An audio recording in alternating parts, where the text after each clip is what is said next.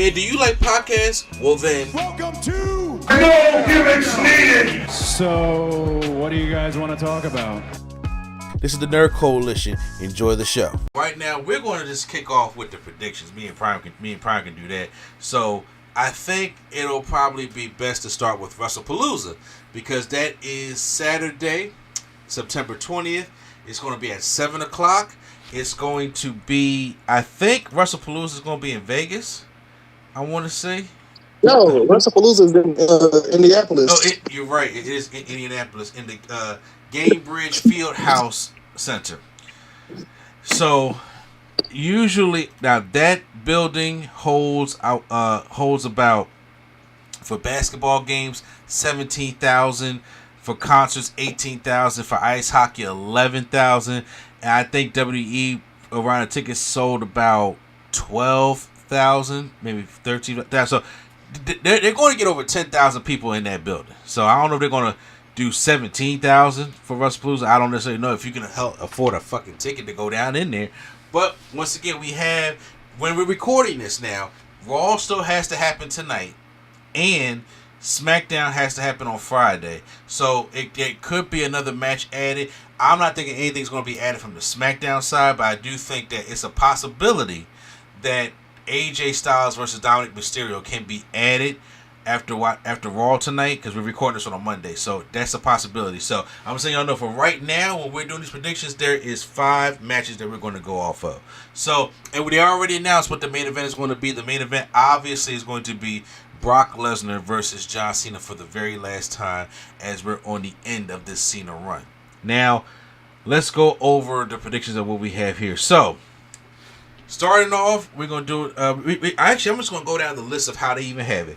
So, we have a singles match for the vacant Women's World Championship. Io Sky taking on Stephanie Foucault. I'm actually excited about this match. This is the match that should have happened already, but I understand they wanted to save it for this big show to throw in AEW's face. Naomi was pregnant. She went down, and Stephanie was already due a title shot at Clash in Paris.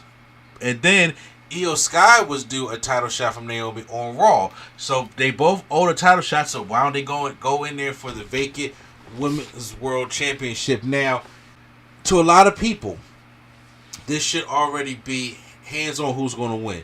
But I don't necessarily am sure with that. I believe my prediction is Io Sky wins this championship. I'm going to go with Io Sky because my personal opinion is that Stephanie, as great as she is, I don't think they still have utilized her well on Raw enough to just be able to give her the championship. Yeah, she was NXT champion. Yeah, you can give her a championship. It is very possible that she could win the championship, but I do think that if you put it on Io, she's established, and then once again, Stephanie can chase it. She will eventually get it. I don't think Io's going to hold it back until WrestleMania, nothing like that. But it's like you want to say Stephanie, but for some reason in my gut it's still saying Io Sky can win this championship. Because here's what I think. Because if Io Sky wins the championship, there is something going on with Asuka, right? Asuka's kind of, she's acting heelish, and she's telling Kyrie to come on, and she's sitting there talking, mad crazy to Io. She's talking to Rhea Ripley or any of her friends outside there. And I really think it's going to come to a head where, because first of all, Damage Control is loosely still together. Like, we really don't even do that faction anymore. It's like the Kabuki Warriors and Io Sky. So I do think that they can be building up Asuka, have Asuka taking on Io Sky for that championship. I do believe that could be a thing, and that could be a great match. So automatically, I have Io Sky for the win. Next up, we have the Usos, the newly reunited Usos, taking on Division, Bronson Reed and Braun Breaker. So the Usos have gotten back together, but there is still some bad beef going on between Jey Uso and LA Knight. Do I really think that's going to come into play? It might, but I don't know if they want to have LA Knight do a complete heel move and screw the Usos over. I think it could be more so along the things where he wants to come and get his revenge back on Braun Breaker or Bronson Reed, which is just like, over and redundant at this point is the word I'm looking for. And then as he's trying to get his revenge, it causes Jay and his brother, or Jimmy, they can lose the match that way. So for some reason, I have the Vision winning, because they just lost to Roman. Bronson Reed took a loss to Roman at Clash in Paris. And I also think that, was it SummerSlam? Did they lose to Jay and Roman also there also? I think they're doing for a win here. And with this conflict between LA Knight and Jay Uso, I do think it could be one of the interferences where it costs the Usos the matchup. And do I see Jay taking the pin? It's a possibility. He could do that, but I was like, I can also see Jimmy taking it. My biggest thing is now, how do they come out? Are we doing, straight yeeting? And it's kind of hard not to now, right? But do they go back to the old Usos music where it's just the Usos, like 2017? I would love that. Or we're going to just still do It's Just Me Usos, because it's almost the same song, just remix it. And I know that they're going to want to come out there and yeet with everybody, and Jimmy going to want to be on that momentum and yeet with everybody, and them coming through the crowd. I can see that. But I think it'll just be a cool touch, like just for one night, that they reunite and they bring back the Day One-ish shirts, like from the Usos Penitentiary stuff. And he can still have the yeet, Jay can still have the yeet glasses on and stuff like that. But you bring back the Forces, you bring back the Day One-ish shirts and stuff like that. I think that would be dope. I really think that would be dope. But yeah, I have the Vision win this one. Then we got, I'm gonna save the last two bigger matches at the end. We have for the singles match for the undisputed WWE Championship, Drew McIntyre taking on Cody Rhodes. Cody Rhodes just recently returned back to Smackdown after finished filming Street Fighter. They get the new Street Fighter movie comes out next year, I believe it is. So they just finished filming for that movie. He plays the character of Guile. I have said this before. I will say it again. I do not see Cody Rhodes as Guile. Hell, I don't even see Roman Reigns as Akuma. So I'm curious to see what the vibe of this movie is going to be.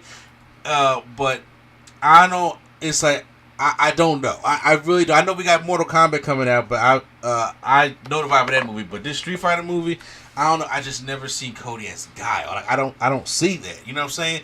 But Street Fighter is one of my babies, man. I love Street Fighter, so we gotta see that. But neither here or there. We have Cody Rhodes taking on Drew McIntyre for the undisputed WWE Championship. There is no scenario I see at the current moment where I see Cody Rhodes losing.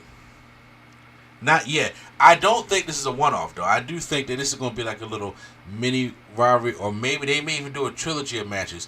And this is going to be Cody's first title defense since SummerSlam. He beat John Cena at SummerSlam, but then he was out, and this is now going to be his first title defense. So I don't think Cody is going to lose his first title defense. But I do think that Drew McIntyre, this is not going to be a one-off with Drew McIntyre. Is there a possibility that Drew McIntyre could get that off of Cody Rhodes? Absolutely. If you want to shock people for the debut of your new pay-per-view on this new ESPN app, and you want to have something that's going to be talked about on ESPN the following days, especially on the ESPN app, and you want to do something groundbreaking, it ain't Cena beating Lesnar.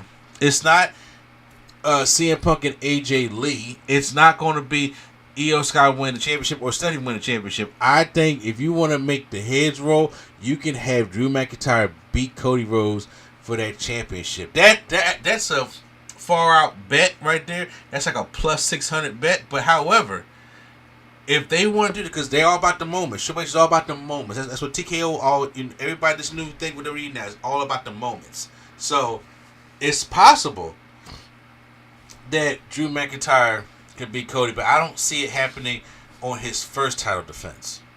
I don't.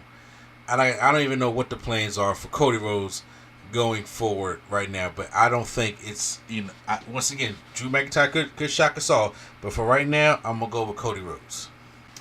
Next up is the mixed tag team match. CM Punk and AJ Lee. The returning AJ Lee after 10 years returns versus Seth Rollins and Becky Lynch. Now, this is a good way to keep the Rollins and Punk storyline going, because there's now, since this thing is going on, this is how you add a riffle to it. And this is how you keep things going and try to keep things fresh as we going into WrestleMania season. Because once we get to, if we can get to January and they start doing the Royal Rumble and we ramp up WrestleMania season, then we can talk about CM Punk, Seth Rollins for WrestleMania Vegas Night 1 main event. So they could, what was supposed to happen in Philly, they're gonna do their best to get that in WrestleMania in Vegas. So I'm hoping CM Punk stays healthy. I'm hoping Seth Rollins stays healthy, so they were able to get that matchup. But right now we are in September, so we're gonna have to drag this out for at least another couple months. So the best way to do that is let's involve the wives and let them feud a little bit over the time to keep the stuff fresh, and that's how we can circle back to us at the beginning of next year. Now, with that being said, I definitely see AJ Lee, it's a tag match. I don't see her. They can't lose their first match. She cannot lose the first match back, even though if it's CM Punk losing. But CM Punk just got screwed over. He got at SummerSlam. He got his championship taken from him, and then on top of that, in that Fatal 4-Way match, he got pinned. There's no way CM Punk and AJ Styles, there's no way that CM Punk and AJ Lee are losing this matchup. I don't see it. And the best thing I think to do, especially, is have AJ Lee pin Becky Lynch. You pin the champion, and in that way it writes itself, and then she automatically has a shot at the Women's Intercontinental Championship.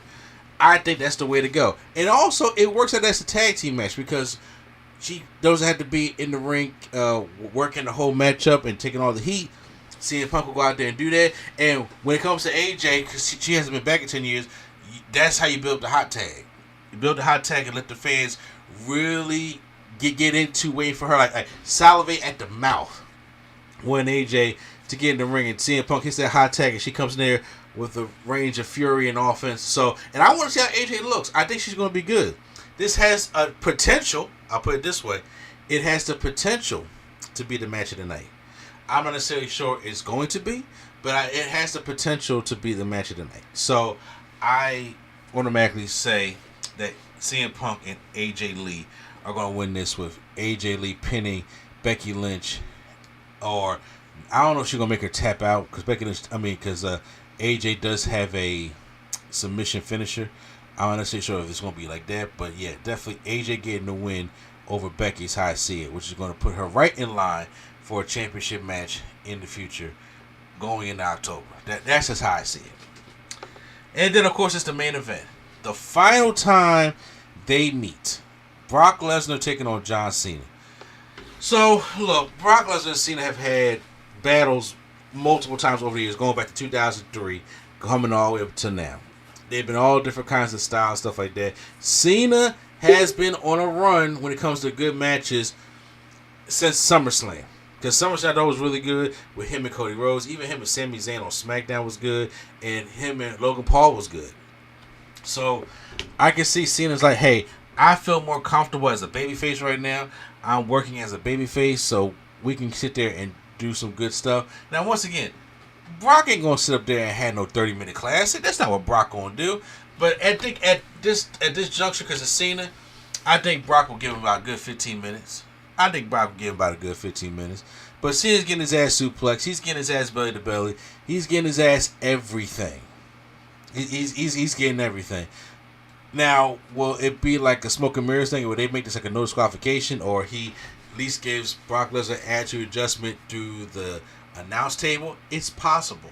I think all that stuff is possible. So, the thing is, do I see John Cena beating Brock Lesnar? I don't know how long Brock is going to be back. Brock don't give a damn if he win or lose, as long as he get paid for it. Cena on his way out, he knows that he's probably a little old school also, that you go out on your back, but Brock Lesnar is not the one that you go out on your back on just yet.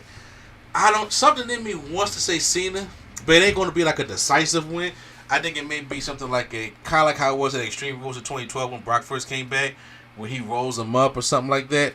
I don't necessarily know, but that's what I would say will probably be what's going to happen. So I'm reluctantly going to say, like, I'm serious when I say reluctantly going to say John Cena. John Cena is going to win the matchup. John Cena will beat Brock Lesnar, but it won't be no decisive win. It may be by count out. It may be by disqualification. It may be by roll up. It's going to be on some kind of bullshit like that. Especially when Brock just came back, it's not going to be on some add to adjustment, super add to the adjustment, and then, oh yeah, Brock Lesnar's down and he pins him 1, 2, 3. That's not going to happen. That's not going to happen at all. So no, I don't see it going that way. But that's how I have it. So right there, that is our Wrestlepalooza card and our predictions. My theory is I want to see both. I'm a wrestling fan. I want to see both, and especially since they have All Out on HBO Max. Now you can order off HBO Max for a reduced price, even though I still think it should have been half off, but I'm not going to get into that right now. I think I want to see, I have a lot to do on Saturday also, but I do want to see All Out, and then All Out is going to probably be 4 to 5 hours, so it's going to go off, it should go off right as Wrestlepalooza is coming on, but however, knowing Tony Khan, we're not going to get that. And my only fear is that I'm going to order this pay-per-view, and then it's going to be like 7:30 before any of the main event come out, and I'm like, oh, come on, we don't got time for this, because I want to see Wrestlepalooza also, and that's going to be on the new ESPN app. So I don't know if I'm going to go live or not. I'm still working on the live stuff right now. I think I'm going to start going live from my phone. I think it's a little bit easier if I do it that way. So I'm going to try to work things out, okay, to be honest with you. But yeah, I'm going to plan on doing that. But then the reviews, definitely, if I don't get to them to be on live, I'm just going to do a review Saturday night on them, and they'll be out hopefully by Sunday or Monday. But yeah, those are our predictions for Wrestlepalooza, and then we're going to have to get onto the other show on the weekend.